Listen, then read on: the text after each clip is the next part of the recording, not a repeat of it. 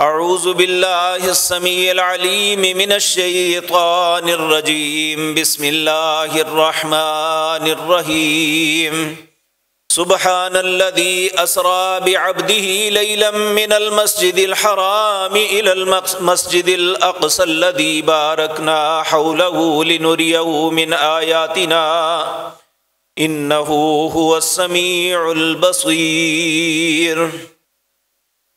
حضرات محترم، گزشتہ مجلس میں دو باتیں عرض کی تھی۔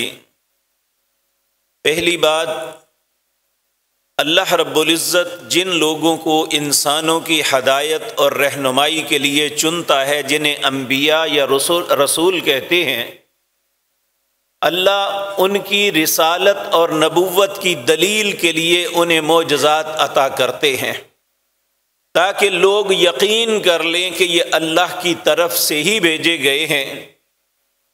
ان پاک باز سلسلے میں آخری کڑی تھی جناب محمد الرسول اللہ صلی اللہ علیہ وسلم۔ اللہ رب العزت نے اپنے حبیب کریم صلی اللہ علیہ وسلم کو بھی کچھ معجزات سے نوازا۔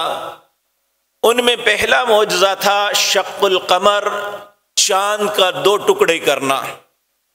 اس کے متعلق تفصیل کے ساتھ عرض کیا تھا کہ آج بھی سائنسدان اس بات پہ حیران ہیں کہ چاند ثابت شکل میں نہیں بلکہ اس کے اندر درمیان میں دراڑ ہے، جیسے اسے جوڑا گیا ہے۔ یعنی یہ نبی کریم صلی اللہ علیہ وسلم کی رسالت کی حقانیت کی دلیل کے طور پہ ہم کہہ سکتے ہیں۔ اور اس کے علاوہ میں آپ کے سامنے کئی باتیں عرض کی تھی کہ دنیا کے مختلف علاقوں کے لوگ یہاں بر صغیر کے اندر اور اس کے علاوہ دنیا کے لوگوں نے اپنی تاریخ میں لکھا کہ انہوں نے چاند کو دو ٹکڑے ہوتے ہوئے دیکھا اور پھر وہ جڑ گیا۔ اور یہ بات عرض کی تھی کہ معجزہ کہتے ہی اسے ہیں جو عاجز کرنے والا ہے، انسان کے بس کے وہ بات نہ ہو، اللہ وہ اپنے انبیاء اور رسل کے ہاتھوں سے کرواتا ہے۔ ان معجزات میں ایک معجزہ ہے معجزہ معراج۔ اس کے دو پہلو تھے۔ پہلا پہلو آپ کے سامنے عرض کیا تھا کہ جس کا تذکرہ اللہ رب العزت یہاں کرتے ہیں، سبحان الذی اسری بعبدہ لیلا من المسجد الحرام الی المسجد الاقصی۔ میں نے اپنے بندے کو سیر کرائی ایک ہی رات میں مسجد حرام سے مسجد اقصی تک۔ میں اس وقت آپ کو یہ بات عرض کر چکا کہ اس زمانے میں سب سے تیز رفتار سواری گھوڑا تھا، اور گھوڑے کے اوپر بیٹھ کے اگر حرم سے سفر کیا جائے بیت المقدس کا تو 1 مہینے کا سفر تھا۔ اس وقت نہ تو کوئی جہاز، نہ راکٹ انجن تھے، نہ اور کوئی ایسی سواریاں تھیں۔ اللہ نے اپنے حبیب کریم صلی اللہ علیہ وسلم کے متعلق کہا کہ اللہ نے انہیں کروایا۔ جب آپ واپس پلٹے تو لوگوں نے آپ سے دلیل کے طور پہ پوچھا تھا کہ ہمیں بتاؤ کہ اس کے دروازے کتنے ہیں، اس کی چھت کیسی ہے، کیونکہ ہم نے یہ سب کچھ دیکھا ہوا ہے۔ تو نبی کریم صلی اللہ علیہ وسلم جب گئے تھے تو اس ذہن سے تو نہیں گئے تھے کہ میں نے اس کے دروازوں کو گننا ہے، اس کی چھت کیسی ہے، اس کے ستون کتنے ہیں۔ آپ اس بات پہ خاموش تھے کہ اللہ رب العزت نے بیت المقدس کو سامنے کر دیا۔ یہ اس زمانے میں ایسا ہوا تھا کہ آج ہم امریکہ میں، دنیا کے دور دراز ملکوں میں کوئی بھی کام ہو رہا ہو، ہمارے موبائل پہ اس کی تصویر اسی وقت آ جاتی ہے کہ وہاں یہ معاملہ اس طرح ہو رہا ہے۔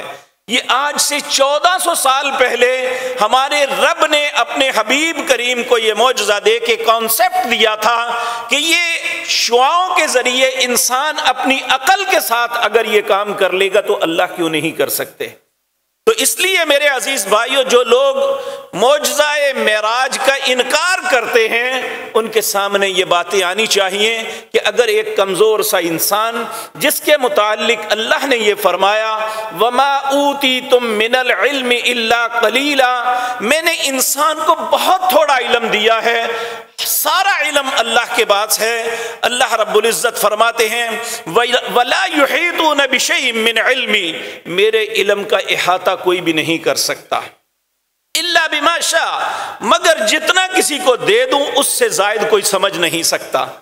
تو اللہ رب رب العزت جو سب سے زیادہ علیم ہے، جاننے والے ہیں، قدیر ہیں، قدرت رکھنے والے ہیں، جو چاہتے ہیں وہ کر سکتے ہیں، تو ان کے لیے ایک رات میں مسجد حرام سے مسجد اقصی تک لے جانا کیا مشکل تھا، جبکہ آج راکٹ انجن اور ایسے آواز سے تیز رفتار جہاز آ گئے ہیں جو انسان کو مہینوں کا سفر چند گھنٹوں میں کروا دیتے ہیں۔ اور ہم جانتے ہیں یہاں سے جو ڈائریکٹ فلائٹیں جاتی ہیں، یہاں سے انگلینڈ کا بہت لمبا سفر ہے، کتنے سمندر کراس کرنے پڑتے ہیں، وہ چند گھنٹوں میں یہاں سے وہاں تک پہنچا دیتے ہیں۔ اللہ رب العزت اس کے لیے کیا مشکل تھا کہ اس نے اپنے حبیب کریم صلی اللہ علیہ وسلم کو یہ معاملہ کروایا۔ اس کے بعد دوسرا مرحلہ ہے جو آج تک دنیا کے لیے معمہ ہے، وہ ہے زمین سے لے کر آسمان اور پھر اس سے آگے لے جانا، جنت اور جہنم دکھانی۔ اللہ رب العزت نے وہاں آپ کو کیا تحائف دیے تھے آپ اور آپ کی امت کے لیے، آج کی مجلس میں انشاءاللہ ان کا تذکرہ کرنا ہے۔ میرے عزیز بھائیوں، یہ بات یاد رکھیں، اللہ کو علم تھا کہ بعض لوگ ان باتوں پہ تعجب کریں گے، ذہن میں سوچیں گے اور شک میں مبتلا بھی ہوں گے، اس لیے اللہ رب العزت نے فرمایا ما زاغ البصر وما طغى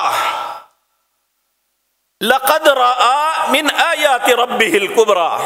اے میرے پاک پیغمبر، جو کچھ آپ نے دیکھا ہے نا، نہ تو آپ کی نظر بھٹکی ہے اور نہ ہی آپ کا ذہن بھٹکا ہے، جو کچھ دیکھا ہے لقد رأى من آیات ربه الكبرى، یہ اللہ کی بہت بڑی نشانیاں تھی جو اللہ نے آپ کو دکھائی۔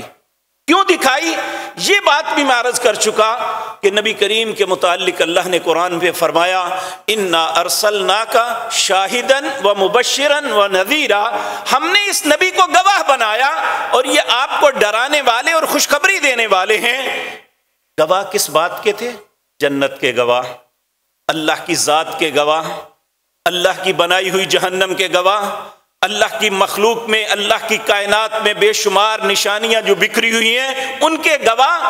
آپ کو عین الیقین تھا، ہم نے جنت نہیں دیکھی، ہم غیب پہ ایمان رکھتے ہیں، ہم نے جہنم نہیں دیکھی، ہم غیب پہ ایمان رکھتے ہیں۔ کیوں رکھتے ہیں؟ کہ ہمیں نبی کریم صلی اللہ علیہ وسلم نے بتایا کہ میں نے اپنی آنکھوں سے یہ منظر دیکھا ہے۔ تو یہ معجزہ دینے کا مقصد ہمیں یہ یقین دلانا تھا کہ ایک ایسی شخصیت جناب محمد الرسول اللہ صلی اللہ علیہ وسلم جن کے متعلق ان کے دشمن بھی کہتے ہیں، ابو سفیان ہرقل کے دربار میں اس نے پوچھا تھا اس شخصیت نے کبھی جھوٹ بولا؟ حالانکہ اس وقت وہ کافر تھا، مسلمان نہیں ہوا تھا۔ کہنے لگا اگر میں بات کرتا کسی کے سامنے تو میں کئی باتیں بنا سکتا تھا، لیکن میں ایک خاندانی آدمی ہوں، غلط بیانی نہیں کروں گا۔ یہ شخصیت وہ ہے مکے کی واحد جس نے کبھی جھوٹ نہیں بولا۔ یہ اس وقت گواہی دی اور اللہ رب العزت نے اپنے حبیب کریم صلی اللہ علیہ وسلم کو ہی یہ دو صفتیں دی تھی اور کسی انسان کے اندر نہیں ہوتی۔ وہ کیا؟ صادق اور امین، سچ بولنے والے اور امانت دار نبی کریم سے بڑھ کے کوئی نہیں ہو سکتا۔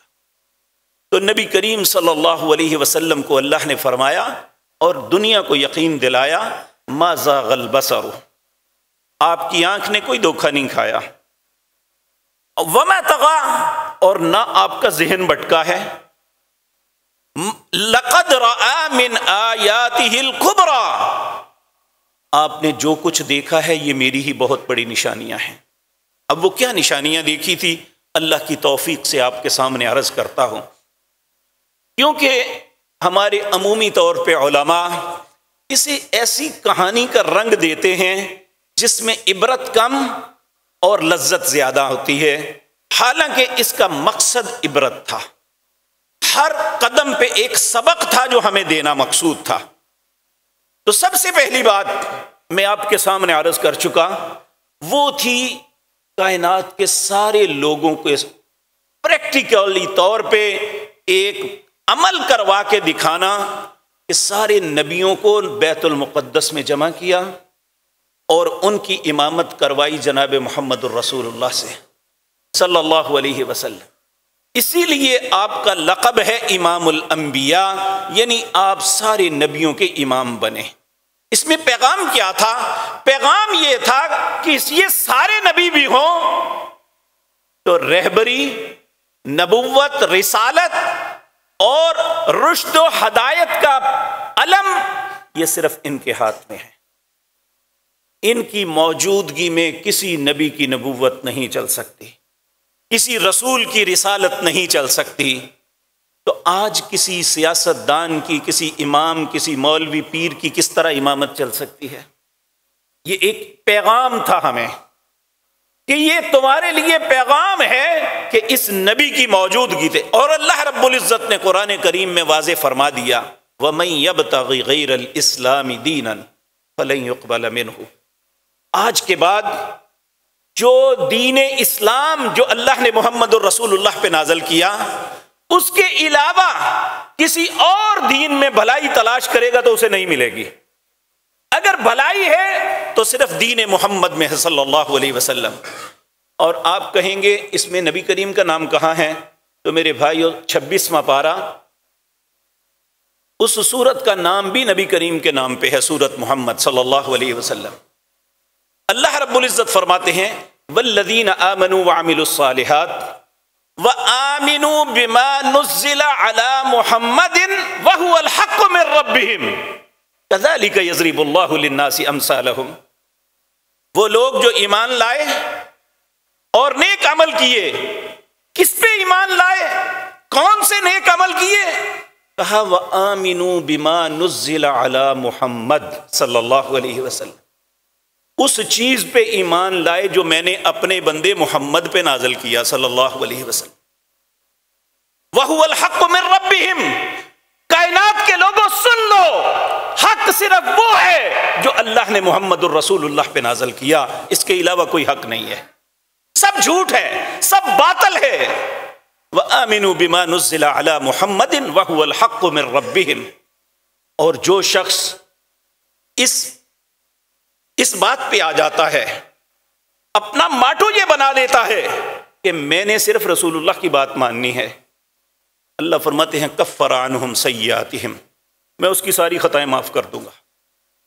وَأَصْلَحَ بَالَهُمْ، میں یقین دلاتا ہوں میں سارے معاملات درست کر دوں گا۔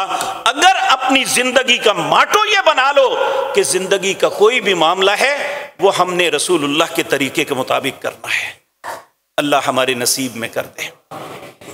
میرے بھائیوں، اس کے بعد جب یہ پہلا پیغام چلا گیا، اب دوسری بات جو اللہ رب العزت نے ساری اپنی مخلوق کو دکھائی وہ یہ تھی۔ حضرت ابو ہریرہ رضی اللہ تعالی عنہ فرماتے ہیں کہ لیلۃ الاسرا، یعنی اس سیر والی رات میں جب نماز پڑھا لی تو اس وقت جبریل علیہ السلام 2 پیالے لے کے آئے، اس میں ایک شراب تھی، ایک پیالے میں دودھ تھا، اور انہوں نے کہا آپ کو اختیار ہے دونوں میں سے جس کے مرضی اختیار فرما لے۔ تو نبی کریم صلی اللہ علیہ وسلم نے فرمایا فَأَخَذَهُ اللَّبَنَ، میں نے دودھ کا پیالہ پکڑ لیا اور اسے منہ سے لگا کے پینے لگا۔ اسی وقت جبریل کہنے لگے الحمدللہ الذی ہداک لفطرۃ، تمام تعریفیں اس اللہ کے لیے ہیں جس نے آپ کی رہنمائی فطرت کی طرف کی ہے۔ یعنی شراب اور دودھ میں فطرت کیا ہے؟ دودھ، اور اللہ نے آپ کی رہنمائی دودھ کی طرف کی اور فرمایا لو اخذت الخمر غوت امتک، اگر آپ شراب کا پیالہ پکڑ لیتے تو آپ کی ساری امت گمراہ ہو جاتی۔ تو آج ہمارے پاس اگر ہدایت کا کوئی تھوڑا سا بھی قطرہ ہے، ایمان کی چھوٹی سی بھی چنگاری ہے، رائی کے برابر بھی اگر ہمارے دل میں ایمان کی نعمت ہے تو وہ رسول اللہ صلی اللہ علیہ وسلم کی فطرت کو پانے کی وجہ سے ہے۔ اس لیے ہزاروں کروڑوں درود و سلام ہو جناب محمد الرسول اللہ وسلم کی ذات مطہرہ پر کہ انہوں نے فطرت کو اختیار کیا۔ یہاں ایک انسان ہونے کے ناطے میں آپ کے سامنے عرض کرتا ہوں، آج بھی امت اسلام کو، امت محمد الرسول اللہ کو مشروب کی ضرورت پڑتی ہے زندگی میں، تو لوگوں یہ یاد رکھو، فطرت دودھ ہے، شراب ضلالت اور گمراہی ہے۔ ہمیں فطرت کو اپنانا چاہیے، غیر فطرتی کام انسان کو تباہ و برباد کر دیتا ہے۔ نبی کریم صلی اللہ علیہ وسلم نے فرمایا تھا، ایک وقت آئے گا میری امت کے اوپر، کچھ چیزوں کو میری امت کے لوگ حلال کر لیں گے۔ 3 چیزوں کا نام لیا تھا، ایک شراب کا نام اور رکھ لیں گے۔ آج ہم دیکھتے ہیں انرجی ڈرنک کے نام پہ الکوہل ملا پانی ہمارے بچوں کو پلایا جاتا ہے اور شوق سے پیتے ہیں، اسی لیے وہ فطرت سے ہٹ رہے ہیں۔ جو فطرت اللہ نے بتائی تھی اس فطرت سے دور ہو رہے ہیں۔ تو یہ بات یاد رکھیں، نبی کریم نے فرمایا جس چیز میں نشہ ہے اس کی تھوڑی سی مقدار بھی اگر لیں گے تو وہ بھی حرام ہے۔ ایک شخص نے سوال کیا، اگر ہم علاج کے لیے لیں تو آپ نے فرمایا یہ تو خود بیماری ہے، علاج کیسے ہو سکتا ہے اس کا؟ جس چیز کو اللہ نے حرام کیا ہے اللہ نے اس کے اندر سے شفا کو نکال دیا۔ تو اب یہ بات یاد رکھیں، میرے والد محترم طب کا کام کرتے تھے، طب کے اندر اس کی دواؤں میں اکثر دوائیوں میں افیون ڈلتی ہے، لیکن انہوں نے 45 سال تک وہ اس بات کی قسم دیتے تھے کہ میں نے کبھی کسی نسخے میں افیون نہیں ڈالی، تو اللہ صحت دیتا تھا۔ اور آج بھی ہمارے بھائی کر رہے ہیں الحمدللہ، اس سادگی میں اللہ نے شفا رکھی ہے۔ جب انسان شفا ہی حرام میں تلاش کرنا چاہے تو شفا نہیں ملتی، انسان اور بیماریوں میں مبتلا ہو جاتا ہے۔ تو معراج کی بات میں ہمیں یہ بات ملتی ہے کہ نبی کریم صلی اللہ علیہ وسلم یا اللہ نے ہمیں پیغام دیا کہ تمہاری فطرت اس میں ہے جو مشروب تمہارا رب نے بنایا ہے۔ ایک مشروب ہم بناتے ہیں اپنے ذہنی سکون کے لیے، اللہ نے کہا یہ گمراہی اور ضلالت ہے۔ آج ہماری کوئی بھی خوشی کی مجلس اس کے بغیر سجتی ہی نہیں۔ اللہ ہم پہ رحم فرما دے۔ نبی کریم صلی اللہ علیہ وسلم نے فرمایا شراب کو حلال کر دیا جائے گا۔ دوسرا فرمایا آلات مزامیر کو، گانے بجانے کو حلال کر دیا جائے گا۔ تیسرا فرمایا مرد ریشم کا لباس پہنیں گے، اسے حلال سمجھیں گے۔ جب ایسا ہو جائے تو پھر حرج ہوگا۔ حرج پوچھا حرج کیا ہے؟ کہا قتل، قاتل کو معلوم نہیں ہوگا میں نے اسے قتل کیوں کیا، اور مقتول کو علم نہیں ہوگا مجھے کس جرم کے سبب قتل کیا گیا۔ آج دنیا میں یہ طوفان مچا ہوا ہے، خصوصاً مسلمان ممالک میں کوئی شہر، کوئی گاؤں، کوئی بستی امن اور سکون سے نہیں ہے۔ اس کا سبب اللہ نے فطرت ہمیں بتائی تھی اپنے حبیب کریم کے سامنے رکھ کے، نبی کریم نے اس فطرت کو اپنایا، آپ اور آپ کے ساتھی دنیا کے سب سے باعزت انسان بنے، ہم اس فطرت سے ہٹ گئے اور ہم سے عزت چھین لی گئی۔ اس لیے اے امت اسلام، اے میرے مسلمان بھائیوں، ہمیں اس خباثت کو بھی کبھی زندگی میں دیکھنا بھی نہیں چاہیے۔ ہر مسلمان کو چاہیے کہ وہ اس بات کی گواہی دے کہ میں نے شراب کو پینا تو دور کی بات ہے کبھی دیکھا بھی نہیں ہے۔ اللہ رب العزت ہمیں ایسا انسان بنائے۔ تو میرے عزیز بھائیوں، یہ بھی ایک بہت بڑی بات ہے، بہت بڑی عبرت ہے جو اللہ رب العزت نے ہمارے سامنے رکھی۔ اس کے بعد اگلا مرحلہ، پہلے انبیاء صرف آئے تھے، کسی سے ملاقات نہیں ہوئی تھی۔ اب اللہ سب نبیوں کو جو بڑے باعزت جن کے نام قرآن میں آتے ہیں ان کو مختلف آسمانوں پہ بٹھا کے نبی کریم کا استقبال کروایا۔ نبی کریم صلی اللہ علیہ وسلم اس کے بعد معراج عروج سے ہے، عروج کہتے ہیں بلندی کو، عرب اسے سیڑھی کے لیے بھی استعمال کرتے ہیں عروج کے لفظ کو۔ تو اوپر چڑھنا، کس طرح چڑھے؟ جیسے اللہ نے چاہا۔ تو آسمان پہ گئے، آسمان کا دروازہ کھٹکھٹایا گیا۔ قیلا، آسمان کا جو دروغہ تھا، جو ذمہ دار تھا فرشتہ، اس نے پوچھا من ھذا، کون ہے یہ؟ کہا جبریل ہو۔ قیلا ومن معک، آپ کے ساتھ کون ہے؟ قیلا، جبریل کہنے لگے محمد صلی اللہ علیہ وسلم۔ قیلا، وہ فرشتہ پوچھنے لگا قد ارسل الیہ، ان کو آپ کو لانے کے لیے بھیجا گیا تھا؟ قال نعم، انہوں نے کہا ہاں۔ پھر وہ آسمان کا فرشتہ کہتا ہے مرحبا بہ، آپ کو خوش آمدید ہے، وَلِنِعْمَ الْمَجِیء، اور آپ کے لیے مبارک ہے کہ اللہ نے آپ کو اپنی کائنات کو دکھانے کے لیے بلایا۔ کہا جاءہ فأتیت علی آدم، جب پہلے آسمان پہ پہنچا تو میری ملاقات آدم علیہ السلام سے کروائی گئی۔ فسلمت علیہ، میں نے انہیں سلام کیا۔ فقال، آدم علیہ السلام مجھے کہنے لگے مرحبا بک من ابنی و نبی، اے میرے بیٹے اور اللہ کے پیارے نبی، تجھے مرحبا، خوش آمدید کہتا ہوں۔ انہوں نے، ایک حدیث میں آتا ہے میں آپ پہ ایمان بھی لاتا ہوں، آپ کی نبوت کا اقرار بھی کرتا ہوں اور آپ پر ایمان بھی لاتا ہوں۔ پھر آپ دوسرے آسمان پہ گئے تو وہاں ایسے ہی آسمان کے دروازے پہ سوال و جواب ہوا، اور دوسرے آسمان پہ آپ کی ملاقات دو جلیل القدر انبیاء کے ساتھ ہوئی۔ ان میں ایک سیدنا عیسیٰ علیہ السلام تھے اور دوسرے سیدنا یحییٰ علیہ السلام تھے۔ ان سے جب ملاقات ہوئی تو نبی کریم نے ان کو بھی سلام کیا۔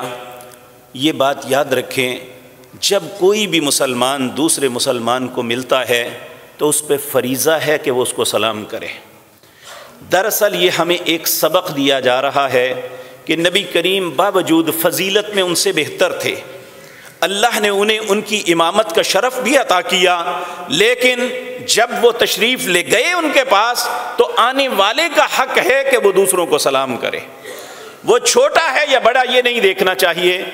ہمارے پروٹوکول میں یہ ہے جو جونیئر اور چھوٹا ہے وہ بڑے کو سلام کرتا ہے، چاہے وہ بیٹھا ہوا ہے یا باہر سے آیا یا وہ کھڑا ہوا ہے، بڑے کو سلام نہیں کرتا تو اسے سزا دی جاتی ہے۔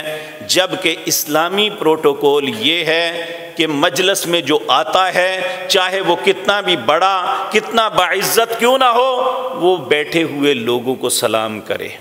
بلکہ نبی کریم صلی اللہ علیہ وسلم کی سنت مطہرہ تو یہ ہے کہ آپ دور بچوں کو کھیلتے ہوئے دیکھتے، اسپیشلی بچوں میں تشریف لے جا کے انہیں سلام کیا کرتے تھے۔ اللہ ہمارے نصیب میں بھی یہ کر دے۔ ہم دوسری دفعہ کسی کو سلام لے لینا، السلام علیکم، پھر ملے السلام کی مر جا نہیں تو اسلام علینا پہ کو کام ہی میرے نال۔ حالانکہ نبی کریم نے فرمایا دو دوست جا رہے ہیں، جاتے ہوئے رستے میں ایک درخت آ گیا، ایک درخت کے اس طرف سے اور ایک اس طرف سے آیا، جب ملے تو پھر انہیں ایک دوسرے کو سلام کرنا چاہیے۔ یہ ایک دعا ہے میرے بھائیوں، عرب میں ان میں یہ بہت زیادہ ہے لیکن ہم میں نہ ہونے کے برابر ہے۔ پہلی بات تو ہم ایک دوسرے سے سلام لیتے نہیں ہیں، کہتے ہیں کیا علی، جبکہ انسان جب کسی کو سلام کہتا ہے اس کے نامہ اعمال میں 10 نیکیاں لکھ دی جاتی ہیں۔ اگر کوئی کہتا ہے السلام علیکم ورحمۃ اللہ، 20 نیکیاں لکھ دی جاتی ہیں۔ تو اگر وہ کہتا ہے السلام علیکم ورحمۃ اللہ وبرکاتہ، اللہ 30 نیکیاں لکھ دیتے ہیں۔ یہ مفت کا مال ہے جو چلتے چلتے انسان حاصل کر سکتا ہے۔ آپ سیر میں جا رہے ہیں، آپ واک پہ جا رہے ہیں، آپ پیدل چل رہے ہیں، آپ گاڑی پہ جا رہے ہیں، آتے جاتے کسی کو سلام کریں گے، 2 باتیں ہوں گی۔ نبی کریم جب مدینہ منورہ میں بحیثیت سربراہ مملکت آپ نے پہلا خطبہ دیا تھا تو سب سے پہلی بات ہی یہ سمجھائی تھی افشوا السلام، لوگوں سلام کو عام کر دینا، یعنی کیا، ایک دوسرے کی سلامتی کے ضامن بن جاؤ۔ ہم یہ تو توقع رکھتے ہیں کہ دوسرے کی طرف سے مجھے سلامتی ملے، لیکن خود دوسرے کی سلامتی کا سبب نہیں بنتے۔ جبکہ ہر دونوں کو حکم ہے اگر ایک کسی کو کہتا ہے السلام علیکم تجھ پہ سلامتی ہو تو پھر اسے جو کہا ہے اس پہ عمل بھی کرنا چاہیے. اگر وہ زبان سے تو دوسرے کو دعا دیتا ہے لیکن عملاً اس کا نقصان کرتا ہے تو یہ منافقت ہے. اللہ اس سے ہم سب کو محفوظ رکھے. تو یہ ایک دوسرے کی سلامتی. نبی مکرم صلی اللہ علیہ وسلم جب دوسرے آسمان پہ آئے تو عیسیٰ علیہ السلام اور یحییٰ علیہ السلام کو ملے. انہیں آ کے کہا السلام علیکم تو انہوں نے جواب دیا مرحبا بکا من اخی، اے ہمارے بھائی خوش آمدید ہے. و نبی، آپ اللہ کے نبی ہیں، ہم آپ پہ ایمان لاتے ہیں.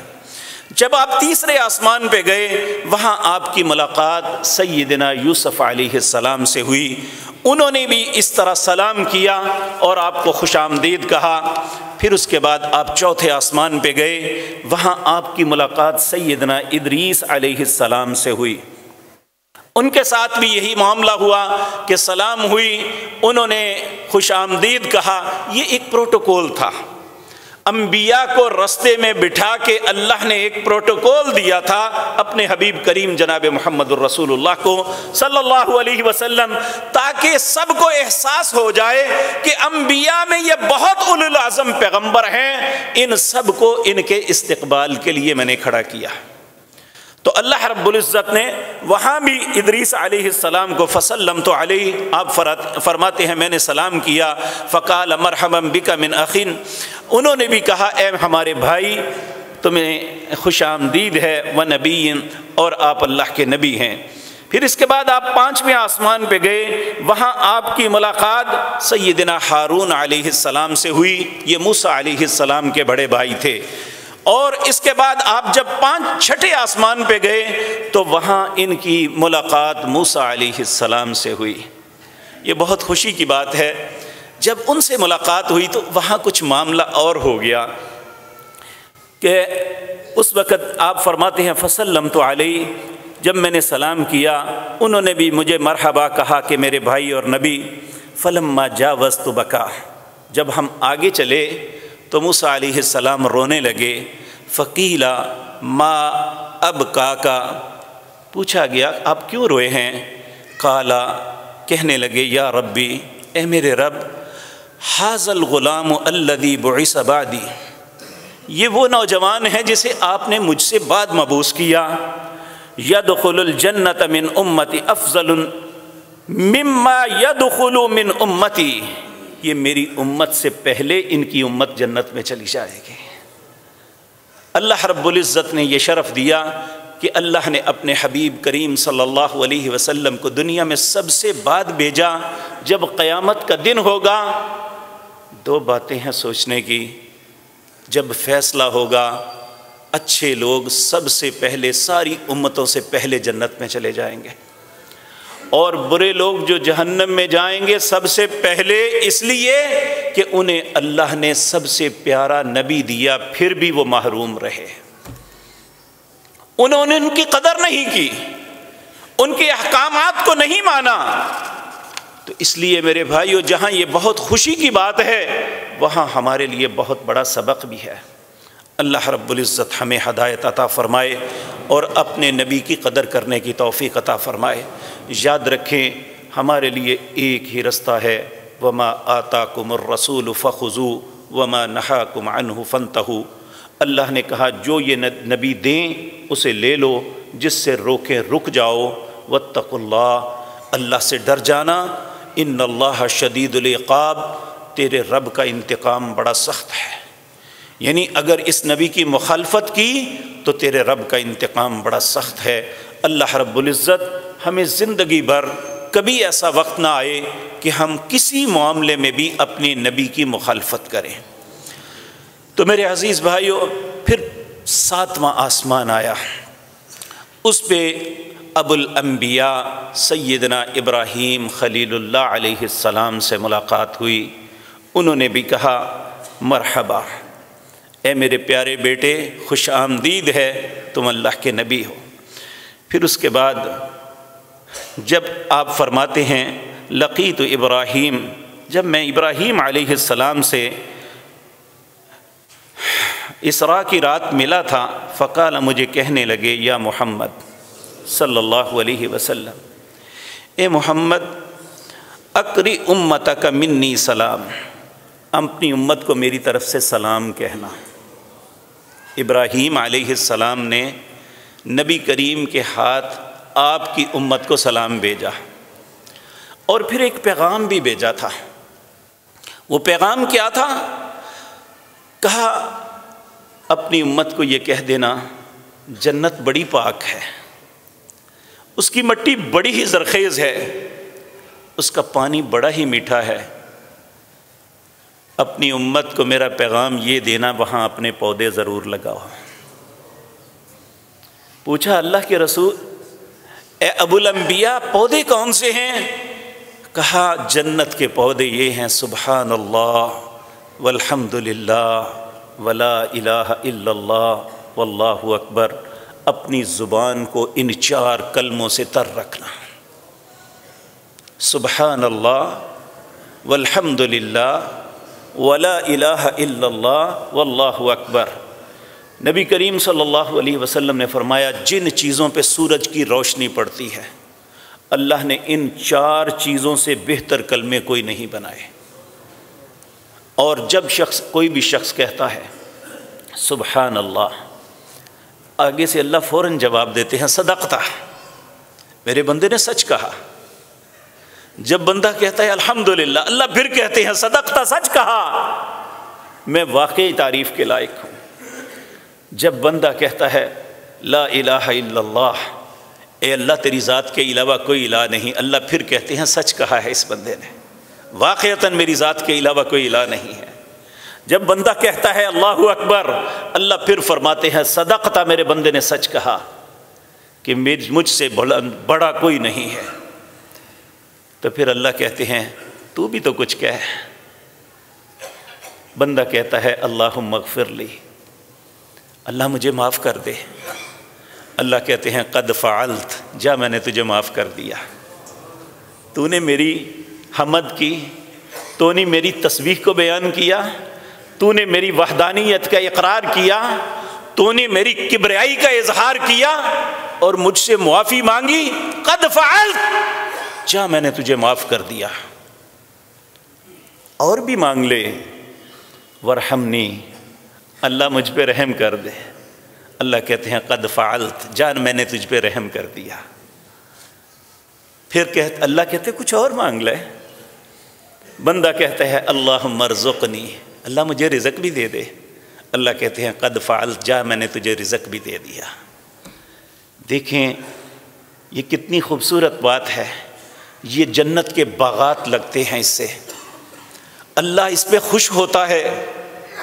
ہماری زبان پہ گالیاں، غیبتیں، جھوٹ، بہتان نہیں، سبحان اللہ، الحمدللہ، لا الہ الا اللہ، اللہ اکبر کے کلمات ہونے چاہیے۔ جتنا آپ کریں گے آپ کا باغ اتنا خوبصورت اور گھنا ہوگا۔ آپ دیکھیں بعض اوقات کسی نرسری میں جاتے ہیں یا کسی باغ میں، اور بعض لوگ بڑے شوقین ہوتے ہیں، وہ ایسی ترتیب سے پودے لگاتے ہیں کہ بندے کا دل ٹھر جاتا ہے، خوش ہو جاتا ہے، کتنی خوبصورت محنت کی اس نے باغ پہ۔ ہم اپنے باغ کے لیے بھی کچھ محنت کر لیں، جو اللہ نے جنت میں ہمارے لیے مقام بنایا ہے وہ بالکل چٹیل میدان ہے۔ حضرت ابراہیم علیہ السلام نے اے امت محمد الرسول اللہ صلی اللہ علیہ وسلم آپ کو سلام بھیجا ہے، اور ایک پیغام بھیجا ہے کہ جنت کی مٹی بڑی زرخیز ہے، جنت کا پانی بڑا میٹھا ہے، اس میں اپنے پودے لگا لو۔ تو پودے کیا ہیں؟ سبحان اللہ، الحمدللہ، ولا الہ الا اللہ، واللہ اکبر۔ نبی کریم صلی اللہ علیہ وسلم فرماتے ہیں اس کے بعد بیت المعمور کو ظاہر کیا گیا۔ یہ بیت اللہ کے بالکل اوپر، اس کے بالکل اوپر اللہ کا گھر ہے۔ جس طرح یہ بیت اللہ ہے، انسان اس کا طواف کرتے ہیں، وہ بیت المعمور وہ ہے جہاں فرشتے طواف کرتے ہیں۔ نبی کریم صلی اللہ علیہ وسلم نے فرمایا ایک دن میں 70,000 فرشتے طواف کرتے ہیں۔ جس نے ایک مرتبہ طواف یا نفل پڑھ لے پھر کبھی قیامت تک اس کی باری نہیں آتی، وہ اللہ کی اتنی مخلوق ہے۔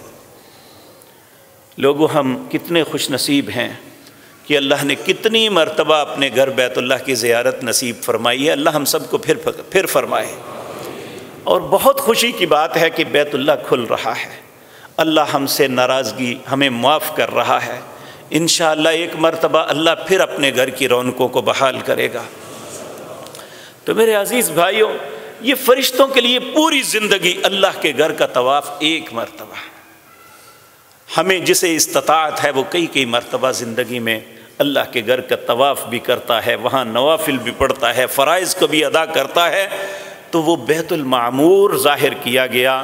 تو نبی کریم فرماتے ہیں مجھے یہ بتایا گیا ایک دن میں 70,000 فرشتے طواف کرتے ہیں، اور جو ایک مرتبہ کر لیتا ہے دوبارہ اس کی کبھی باری نہیں آتی۔ پھر آپ فرماتے ہیں میرے لیے سدرۃ المنتہا، جو کائنات کی انتہا ہے، سدرہ کہتے ہیں بیری کے درخت کو، وہ میرے لیے ظاہر کی گئی جس کے آگے جنت اور جہنم ہے۔ اللہ اکبر۔ کہتے ہیں وہ ایسا پودا تھا جس کے بیر، عمومی طور پہ بیر کا سائز یہ ہے، اس سے بڑا نہیں ہوتا۔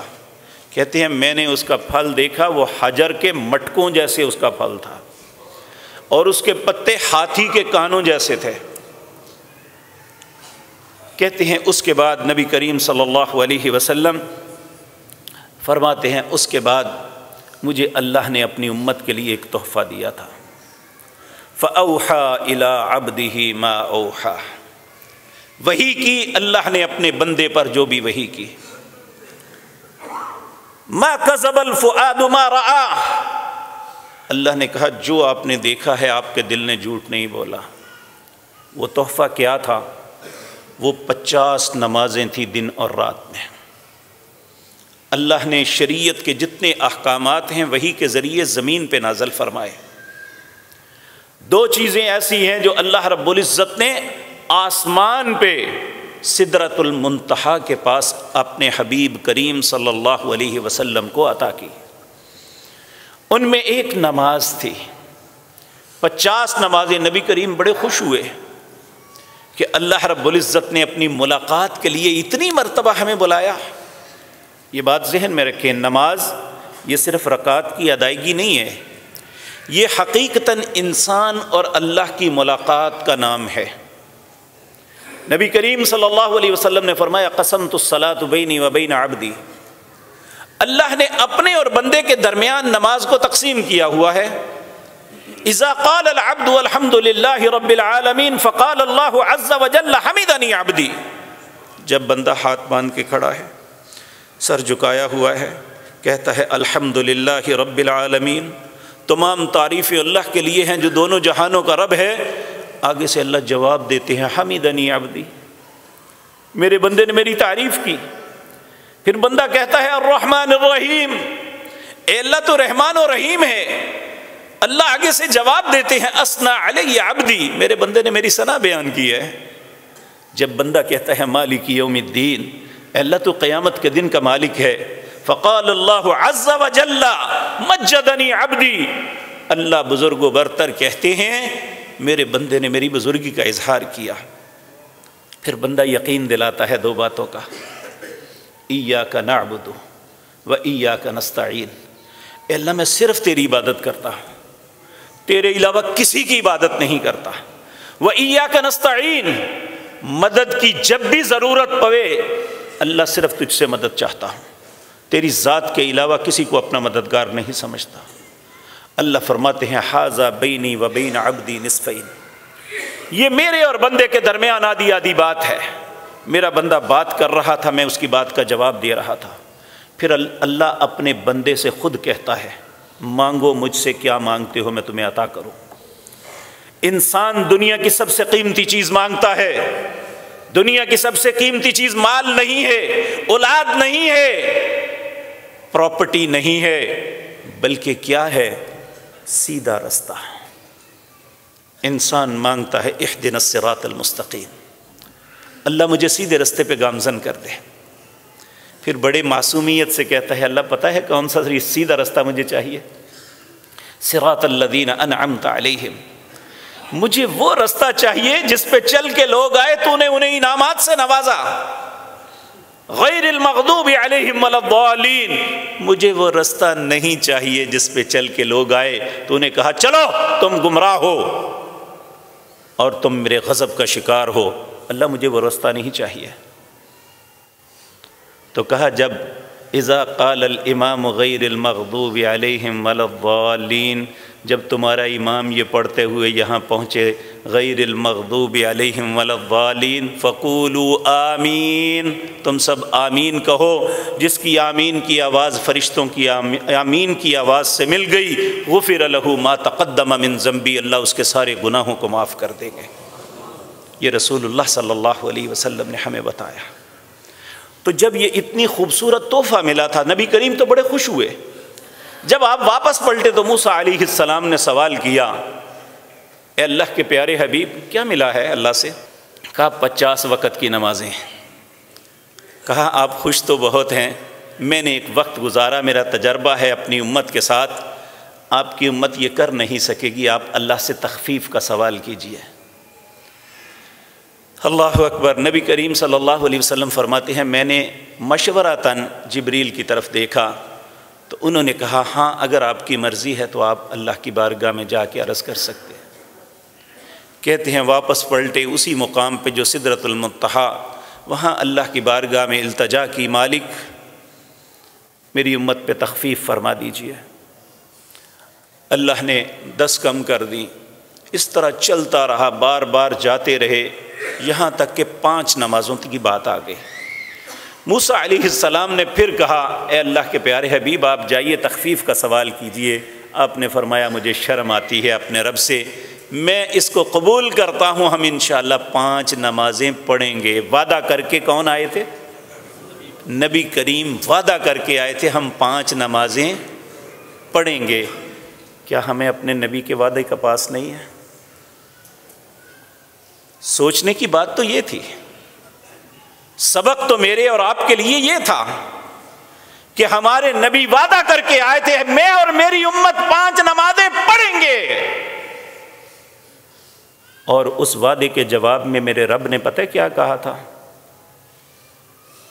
کہا فریضہ وہی ہے 50، تم 5 پڑھنا، ثواب میں 50 کا عطا کروں گا.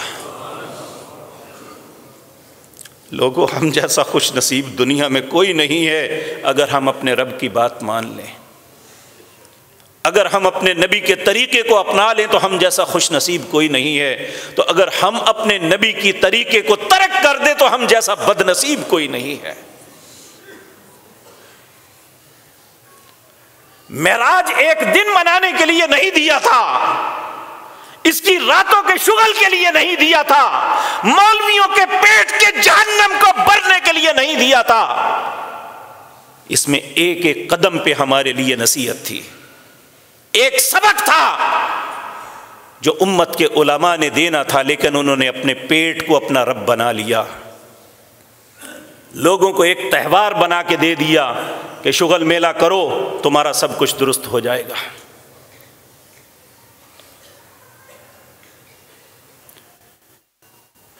اے اللہ ہم پہ رحم فرمانا.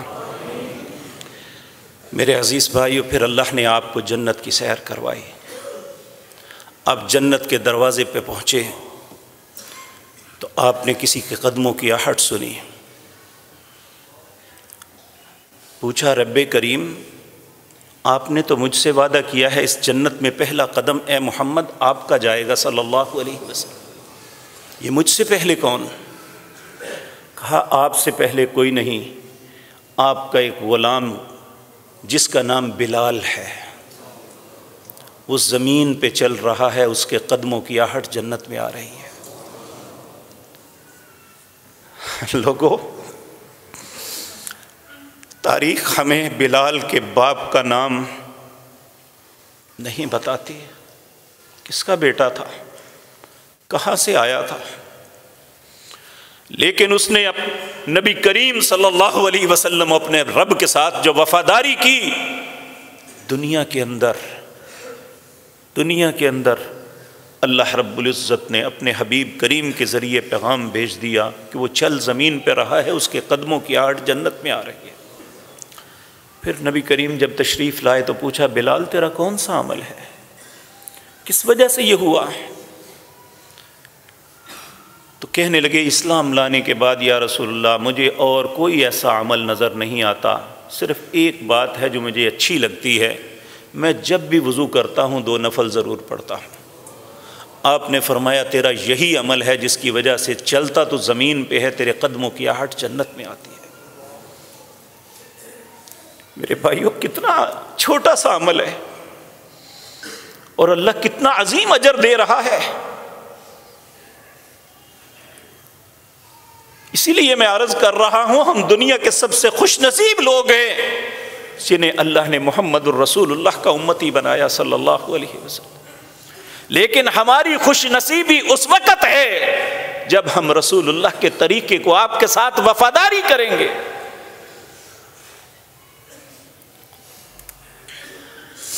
اللہ اکبر۔ آپ آگے گئے، آپ نے ایک بڑا خوبصورت محل دیکھا۔ آپ نے کہا میں نے دل میں خیال کیا شاید یہ میرا ہے۔ میں نے جبریل سے پوچھا یہ کس کا ہے؟ عمر پہ تبرے بولنے والوں، میرے نبی نے اپنی آنکھوں سے جنت کے اندر عمر کا محل دیکھا تھا۔ کہا اے اللہ کے پیارے نبی یہ آپ کا نہیں، یہ عمر کا محل ہے، آپ کو تو اللہ نے جو فضیلت دی ہے تو وہ کسی کا برابری ہو ہی نہیں سکتی۔ تو کہا میرا دل چاہا کہ میں اندر جا کے دیکھوں، پھر مجھے عمر کی غیرت کا خیال آ گیا، عمر کیا سوچے گا مجھ سے پوچھے بغیر میرے گھر چلے گئے۔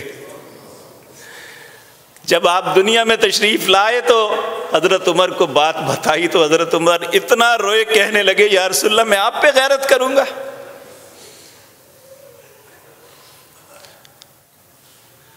یہ نبی کریم صلی اللہ علیہ وسلم نے ان پاک باز لوگوں کی، ان پیارے انسانوں کی باتیں بتائیں کہ ان کا انجام، اللہ نے ان کا مقام جو جنت میں بنایا ہے وہ دیکھا۔ اور ہمارے لیے یہ رغبت ہے کہ ہم اس راستے کو اپنائیں۔ اللہ نے ہر انسان کا جنت اور جہنم میں مقام رکھا ہے، ہم دونوں میں سے ایک کو کینسل کروانا ہے۔ اگر نیک عمل کریں گے تو اللہ جہنم کے مقام کو کینسل کر دیں گے، جنت میں پکا کر دیں گے، وہ پکی اس کی رجسٹری ہو جائے گی انشاءاللہ، آپ کے نام اللہ سب کے نصیب میں کر دے۔ تو اگر ہم نے وہ عمل نہ کیے جس کے لیے ہمیں پیدا کیا گیا ہے تو پھر جنت کی رجسٹری کینسل ہو جائے گی، تو وہ ہمارا نام لگ جائے گا۔ اللہ ہم سب کو اپنی پناہ میں رکھے۔ اسی لیے رسول اللہ صلی اللہ علیہ وسلم نے سیدہ عائشہ کو سکھایا تھا کہ اپنی نماز میں 4 چیزوں پہ پناہ مانگا کرو۔ اللہم انی اعوذ بک من عذاب القبر واعوذ بک من عذاب جہنم واعوذ بک من فتنة المسیح الدجال واعوذ بک من فتنة المحیا والممات۔ التحیات میں یہ دعا سکھائی، اللہ سے پناہ مانگا کرو، اللہ ہمیں جہنم کا مقام نہ الاٹ کرے بلکہ ہماری الاٹمنٹ جنت میں ہو۔ اور اس کے کس طرح ہوگی وہ نبی کریم صلی اللہ علیہ وسلم بتا رہے ہیں کہ جنت کی الاٹمنٹ یہ ہے۔ اللہ اس راستے کو اپنانے کی توفیق عطا فرمائے۔ اسی طرح آپ کو جہنم دکھائی گئی اور کن کن اعمال کی وجہ سے کون کون سی سزائیں ہونی ہیں۔ العیاذ باللہ، اللہ ہم سب کو اپنی پناہ میں رکھے، اللہ ہم سب کو جہنم کے عذابوں سے بچا دے، اللہ آخرت کی سختیوں سے ہم سب کو محفوظ رکھ دے۔ تو میرے عزیز بھائیو، اصل معراج کا فلسفہ یہ تھا کہ ہمیں بہت سے امور میں سبق دینا مقصود تھا۔ یہ ایک تہوار نہیں ہے کہ ہم اس تہوار کو ایک دن منا کے باقی زندگی شغل میں گزار دیں۔ حقیقتاً اس میں جو سبق تھے، جو نصیحتیں سی، اللہ ان نصیحتوں سے ہمیں اچھے سبق لینے کی توفیق عطا فرمائے، اور ہر بری بات جو بتائی گئی اللہ ان سب سے ہمیں بچنے کی توفیق عطا فرمائے۔ اقول قولی ھذا واستغفر اللہ۔